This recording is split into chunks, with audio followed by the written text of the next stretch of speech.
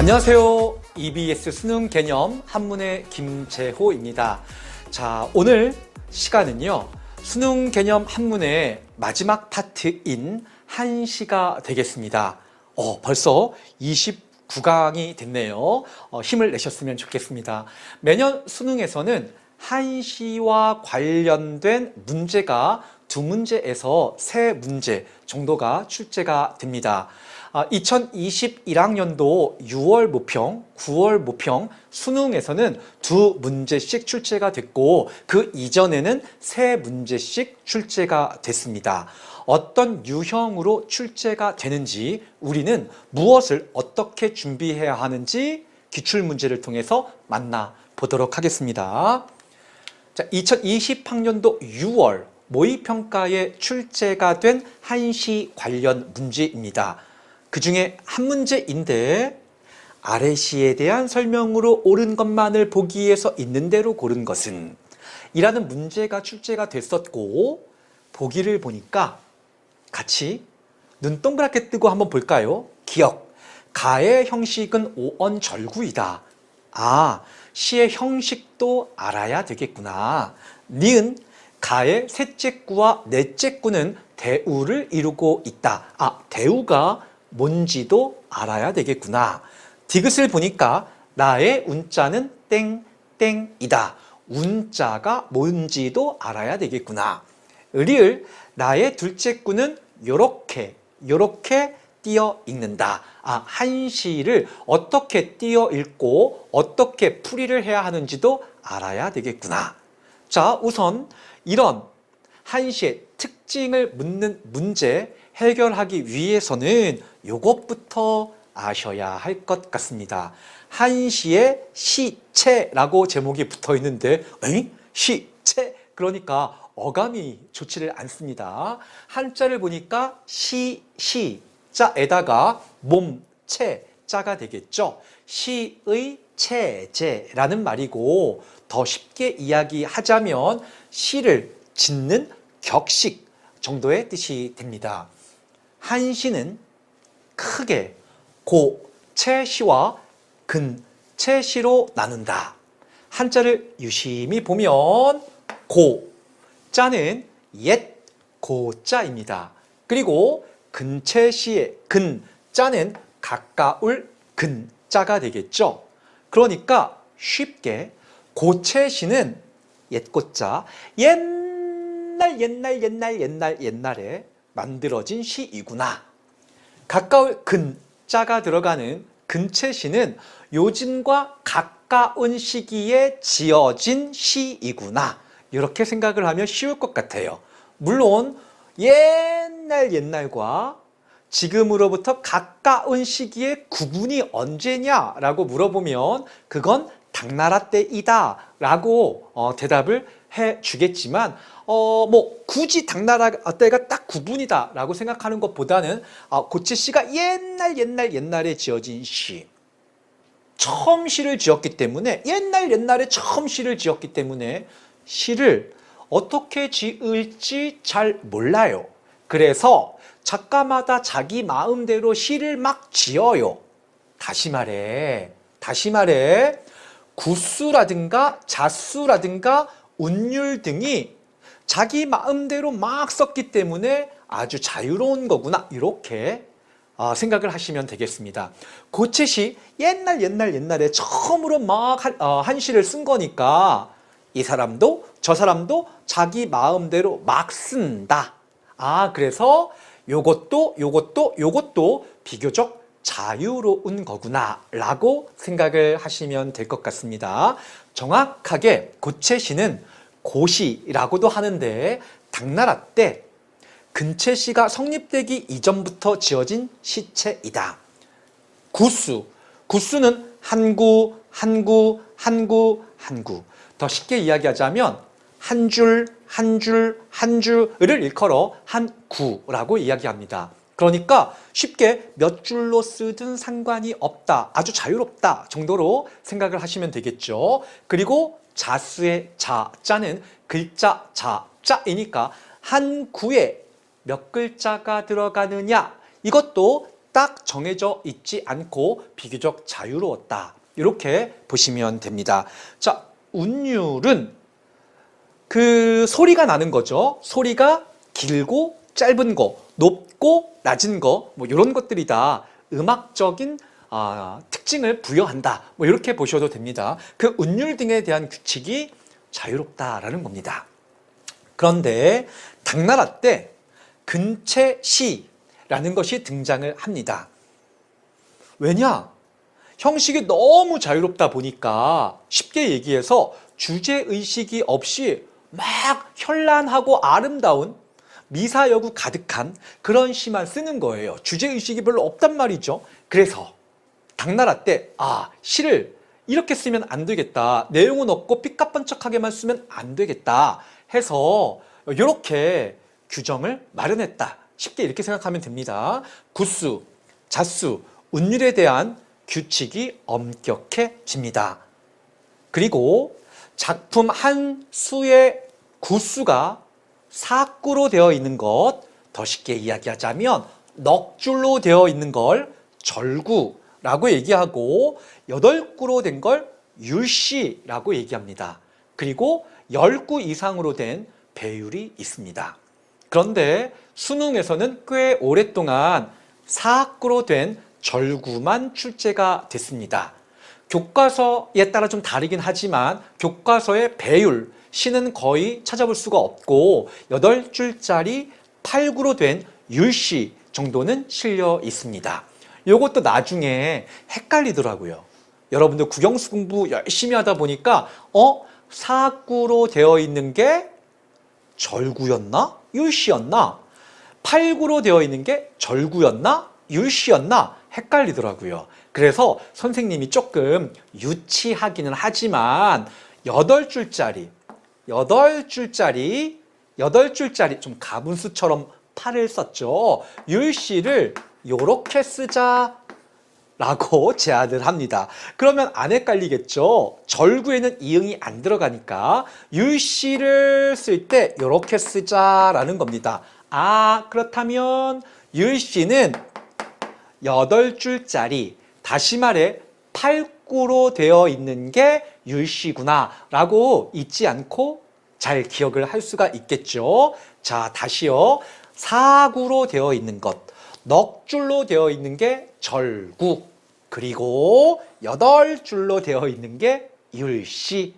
조금 유치하긴 하지만 이래서 머릿속에 딱 들어온다면 좀 유치하긴 하지만 어떻게 써요? 자, 4구로 된 건 절구, 율시로 된 건 8줄로 된 건 율시, 이렇게 정의를 한다라는 겁니다.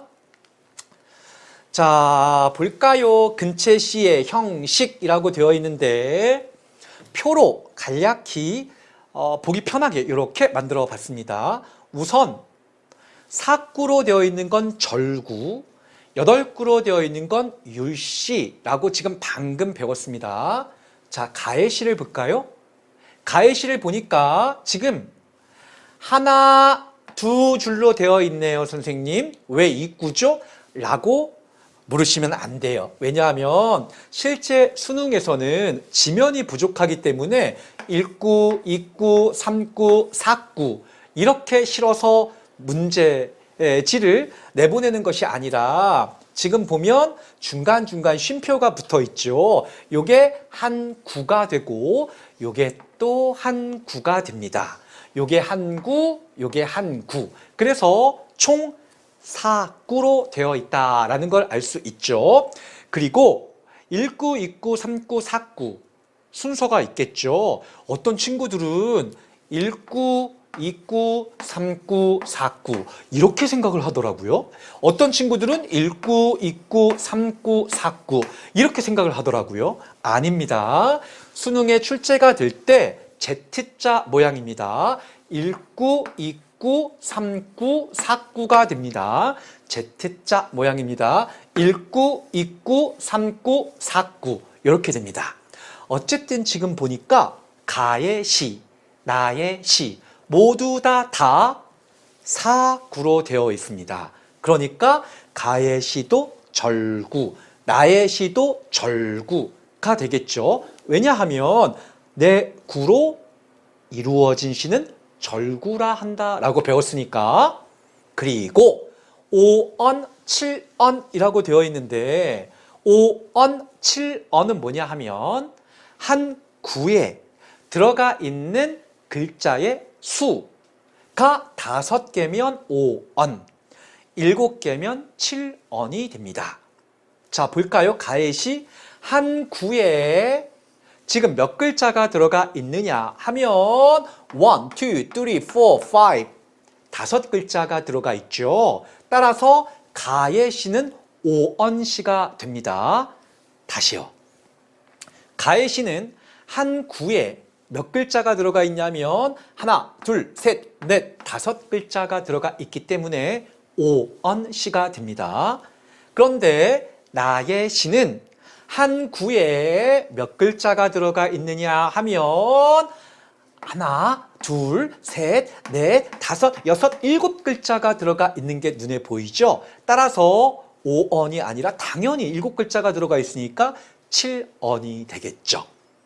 자, 시의 형식을 말할 때 한 구에 몇 글자가 들어가 있는지 세어보고 또 총 몇 구로 되어 있는지 보시면 됩니다. 가의 시는 하나, 둘, 셋, 넷, 5글자가 들어가 있으니까 5언이 되는 거고 하나, 둘, 셋, 넷, 4줄로 4구로 되어 있으니까 시의 형식이 5언 절구가 된다라는 거죠. 이해되셨죠? 얘가 5언 절구라면 나의 시 형식도 금방 알 수가 있겠죠? 우선 한 구에 몇 글자가 들어가 있는지 세어보면 되니까 7글자, 7언이 된다라는 거죠. 나의 시는 7언이 됩니다. 그리고 가의 시와 마찬가지로 총 몇 구로 이루어져 있다? 하나, 둘, 셋, 넷, 4구로 이루어져 있으니까 절구가 된다라는 얘기죠. 그러니까 가의 형식은 5언 절구, 나의 형식은 7언 절구가 됩니다. 자, 여러분들이 잘 익혔는지 한번 확인을 해볼게요. 너무 많이 그려야 되나? 이렇게 해서 총 8구로 되어 있어요. 무슨 말인지 알겠죠?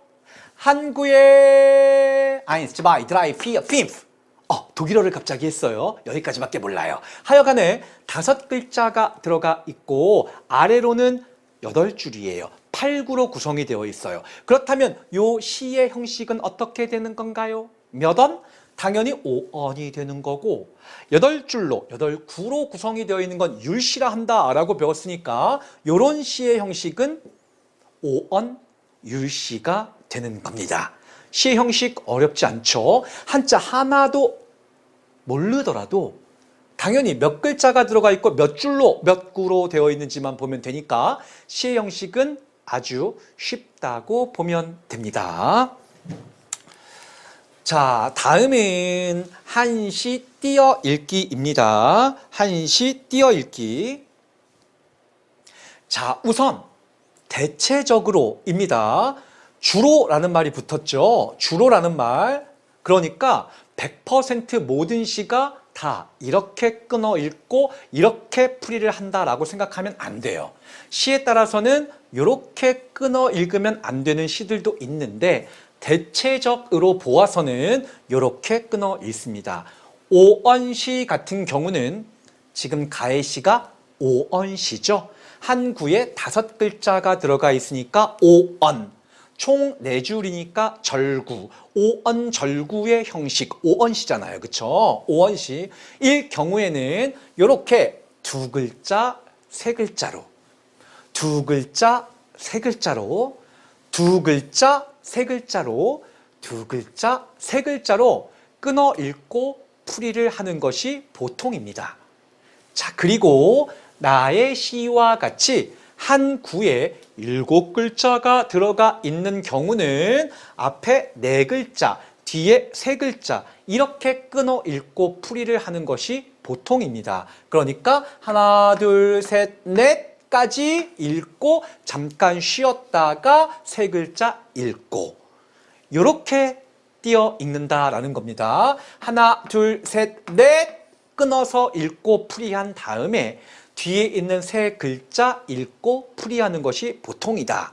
다시 말해 7원시는 네 글자, 세 글자, 네 글자, 세 글자 끊어 읽는 것이 보통이다. 이렇게 알아두시면 됩니다. 자, 요것도 나중에 가면 헷갈릴 수 있어요. 이렇게 지금 머릿속에 집어넣죠. 5원시는 2, 3으로 끊어 읽습니다.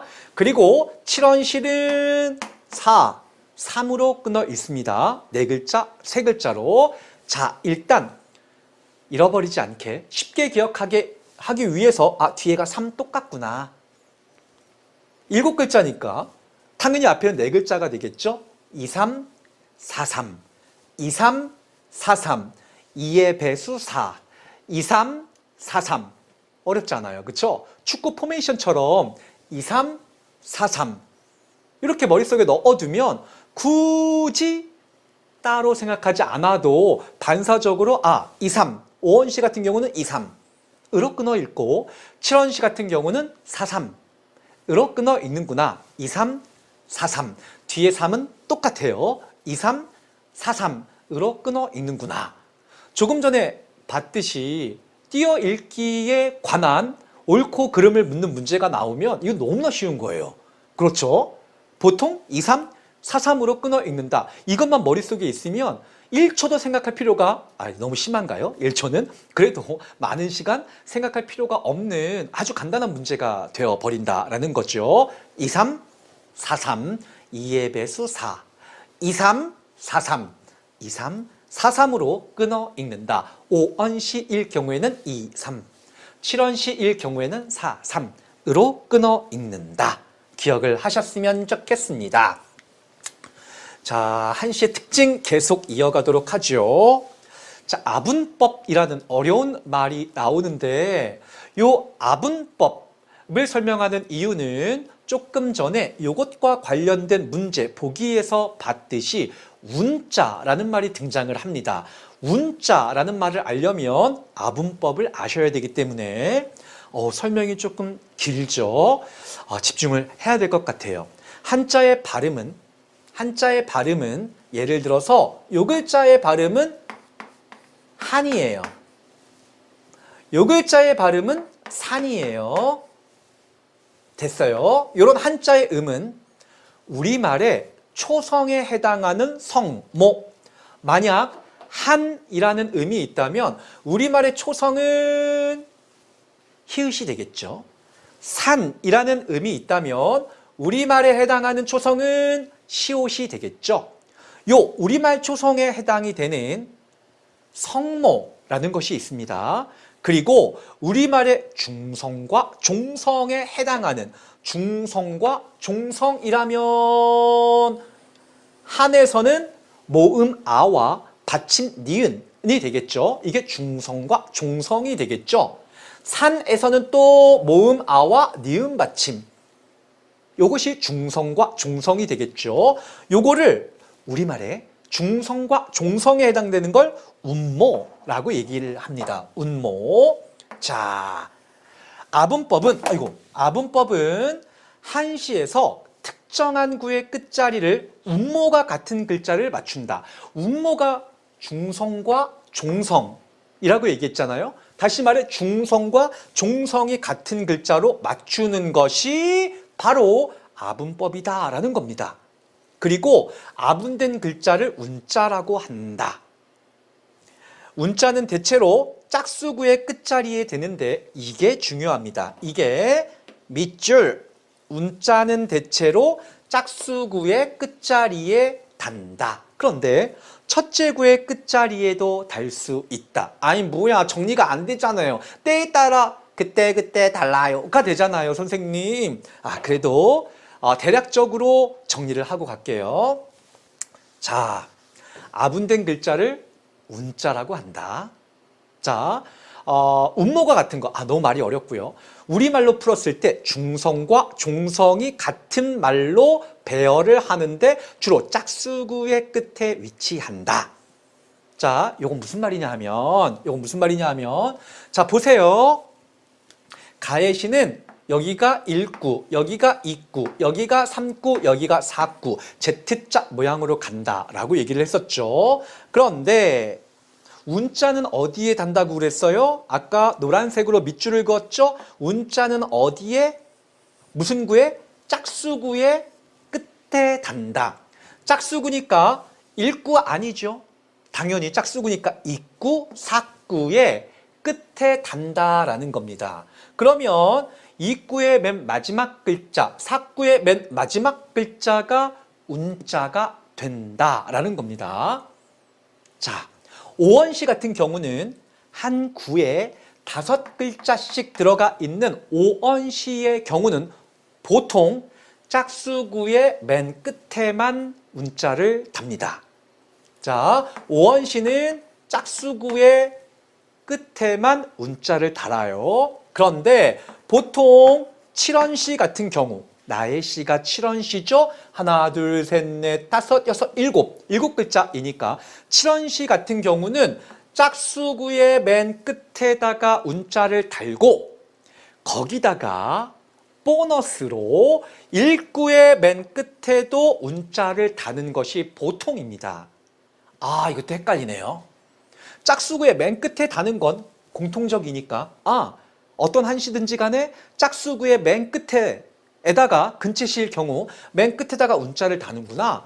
그런데 5원시였나? 7원시였나? 일구의 맨 끝에도 운자를 다는 게 있었는데, 자, 이것도 쉽게 그냥 5보다는 7이 숫자 크잖아요? 5보다는 7이 숫자 크잖아요? 7이 더 크니까 큰 거에다가 일구 맨 마지막 운자를 다는구나. 요것이 보통입니다. 요것이, 자, 정리하자면 5원시이든 7원시이든 5원시이든 7원시이든 짝수구의 맨 끝에 운자를 답니다. 그리고 5원시보다 글자 수가 많은 7원시일 경우에는 일구의 맨 끝에 글자에도 운자를 다는 것이 보통이다. 이렇게 정리를 하시면 됩니다. 보통이다 라고 얘기하는 건 그렇지 않다, 그렇지 않은 경우도 있다라는 얘기입니다.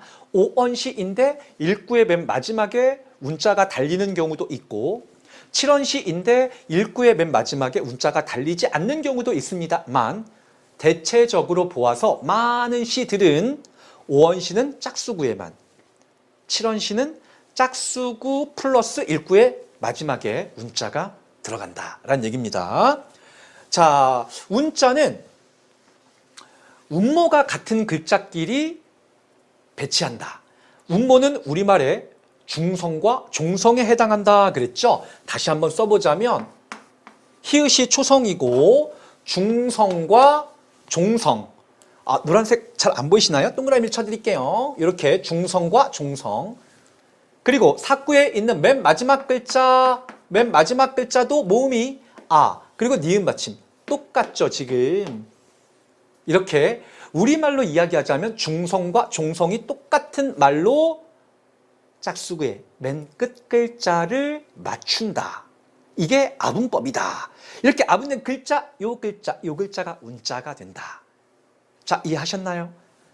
나시를 볼까요? 나시는 일구의 맨 마지막에 있는 글자는 소나무 송자.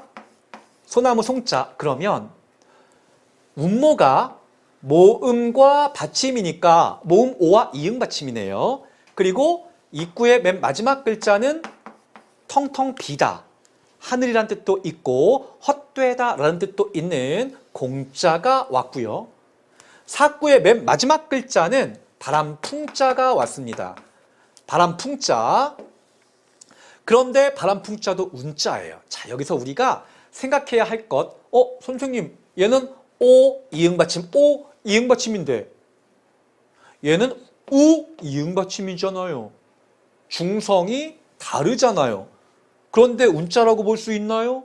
이런 의문이 생길 수가 있겠죠. 이건 왜 그러냐 하면 한시가 우리나라에서 만들어진 시가 아니잖아요.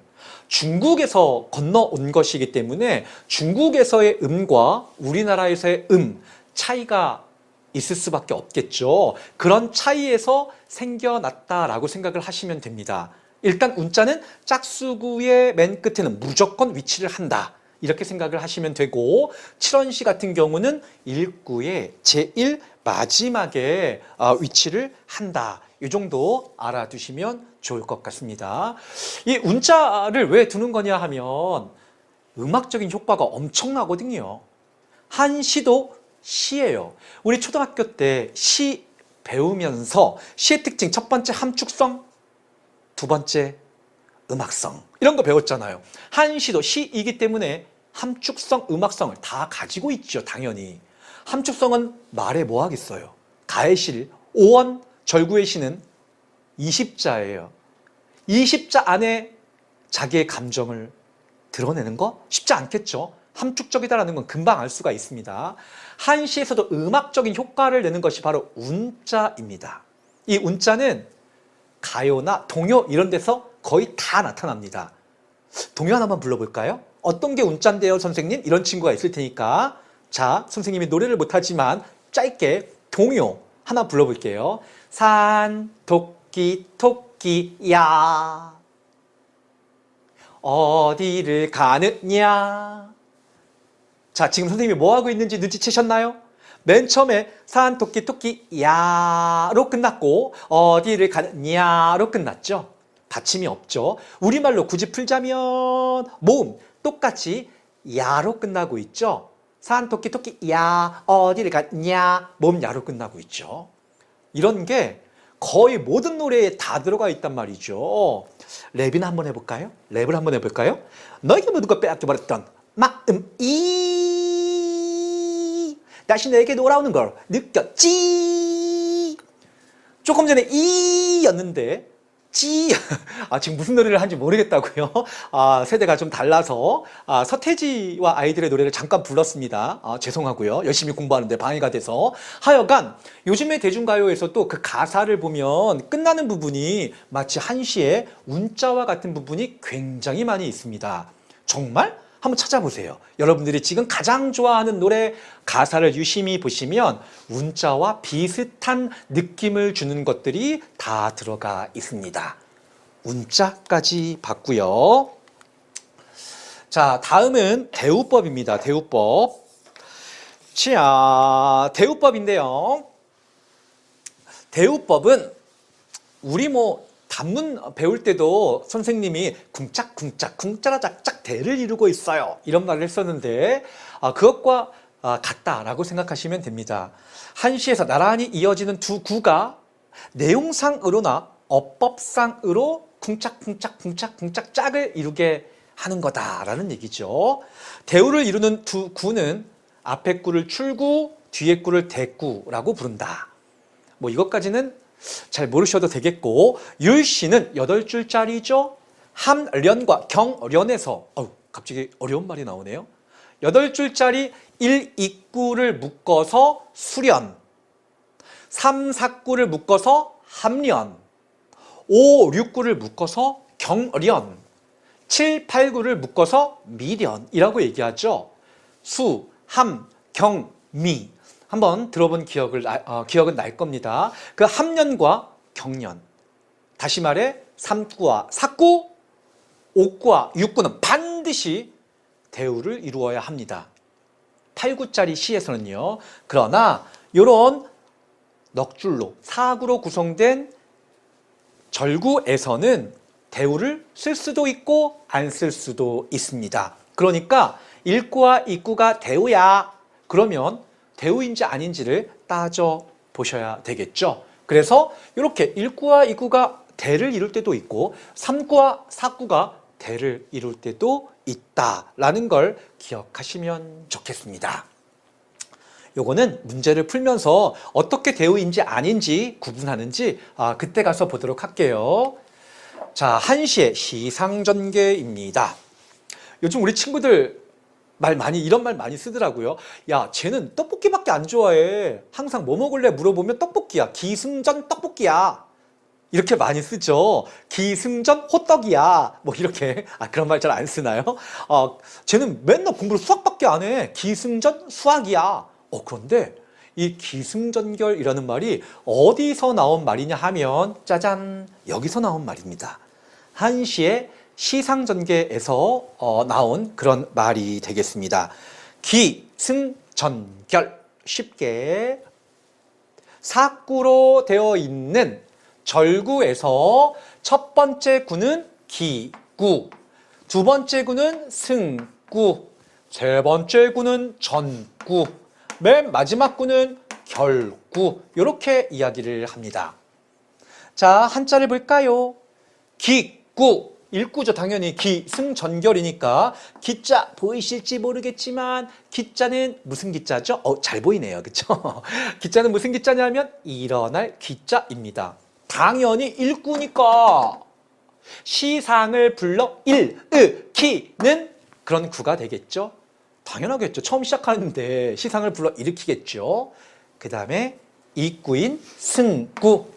승자는 보니까 여기에 있네요. 이 승자는 계승하다 할 때의 승자죠. 이을 승자입니다. 이을 승자이니까 일구에서 일어난 시상을 그대로 이어받는 역할, 그게 바로 이구, 승구가 된다라는 거죠. 그런데 반전 없이 시가 그냥 쭉쭉쭉 흘러가면 재미없잖아요. 그렇죠? 소설도 그렇고 시도 그렇고 역시 반전이 있어야 재밌단 말이죠.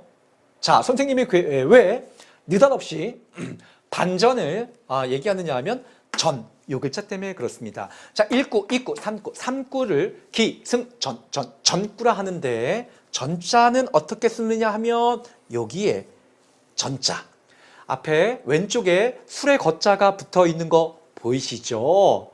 그래서 요 전자는 돌다, 구르다, 변하다 이런 뜻을 가지고 있죠. 다시 말해 지금까지 흘러온 시상에 변화를 주는 곳, 조금 더 거창하게 이야기하자면 시상에 반전이 일어나는 곳, 그곳이 삼구다라는 겁니다. 전구. 됐죠? 그리고 사구는 결구라고 얘기하는데 결자는 맺을 결자죠. 마무리입니다. 당연히 사구에서 시가 끝나니까 마무리가 되어야 되겠죠. 보통의 시는 마지막, 결구, 마지막, 사구에서 주제를 드러내는 경우가 많이 있습니다. 됐습니다. 시상의 흐름 절구에서는 기, 승, 전, 결로 가는구나. 기는 일어날 기, 시상을 불러 일으키는 곳. 승은 이을승, 시상을 그대로 이어받는 곳. 전은 변할 전, 구를 전. 시상이 한번 구르는 곳, 반전이 생기는 곳.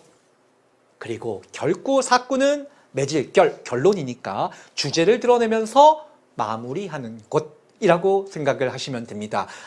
시상이 이렇게 흘러 가는구나까지 생각을 하시면 되겠고요. 자, 그 다음에 시상 전개 방식 중에 이런 방법이 있습니다. 선경, 후정. 많이 들어보셨죠? 선경, 후정. 선자는 앞, 후자는 뒤. 그러니까 앞에는 경치할 때의 경자네요. 앞에는 경치, 앞에는 배경. 지금 넉 줄짜리의 시라면, 사구로 구성된 시라면 앞은 당연히 1, 2구가 되겠죠. 여기가 선이 되겠죠. 그리고 앞에는 경치, 그러니까 1구, 2구는 경치를 노래해요. 경치를 막 묘사한단 말이죠. 우와, 봄이 왔어, 파릇파릇. 우와, 세상이 달라 보여. 이렇게 가는 거죠. 그래 놓고 후정, 뒤에는 감정. 뒤는 당연히 3, 4구가 되겠죠. 4구짜리 넉 줄로 된 시를 앞에 2줄, 뒤에 2줄 이렇게 볼 수가 있겠죠. 그러니까 1, 2구를 묶어서 선으로 볼 수 있고 3, 4구를 묶어서 뒤로 볼 수가 있겠죠. 뒤에서는 감정. 이해가 되시나요? 1, 2구에서는 막 경치를 노래해요. 봄이 왔어요. 파릇파릇 세상이 달라졌어요. 그리고 3구에서는 반전이 일어난다 그랬죠. 시상의 변화. 그런데 나는 헤어졌어요. 님이 그리워요. 이렇게 끝나는 것이 선경, 후정이다. 이해되셨나요? 앞에서 1, 2구에서는 경치를 묘사하고 3, 4구에서는 자신의 감정을 노래하는 것, 그 방법이 바로 선경후정이다라는 겁니다. 한번 쭉 읽어보고 갈까요? 한시를 바르게 이해하고 감상하려면 시 전체의 분위기를 읽어내고 작품에 대한 배경 지식을 바탕으로 한시에 사용된 시어나 시구의 의미와 이미지, 비유, 대상 등을 통해 시의 내용과 연결하여 감상하는 것이 중요하다. 당연하죠.